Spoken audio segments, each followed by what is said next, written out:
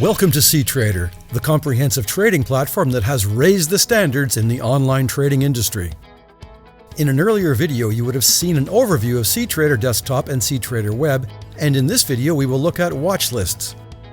Open the main menu and you will see tabs for watch lists and all symbols.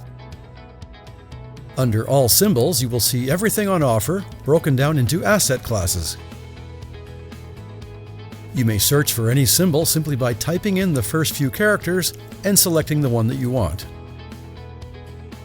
Here you will see the bid and ask prices and the change on the day. Click on Watch Lists and you will see Popular Markets, which is a fixed list. For example, let's say you want to create a watch list with only New Zealand dollar pairs. Click on Create New Watch List and give your new list an appropriate name. Under all symbols, you may now look for New Zealand dollar pairs and add them either by clicking on the star or by right-clicking and selecting Add to Watch List and selecting your new list. A green check mark indicates that the market is open for trading. Two yellow bars indicate that the market is closed. A numerical figure indicates the number of open positions for that symbol. You may detach a watch list by clicking this icon. You may expand all the symbols within each watch list to show individual order tickets, which we will explore in other videos. If you right-click on a symbol, a variety of options will appear, including Create a new order, New chart, Expand, Symbol window with all the information you will ever need regarding that symbol.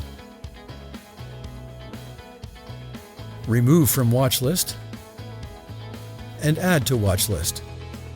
If you right-click on the header of each watch list, you have many more options, including Market Watch settings, where you may assign the double-click and drag-out mouse actions to all the symbols and watch lists in that workspace.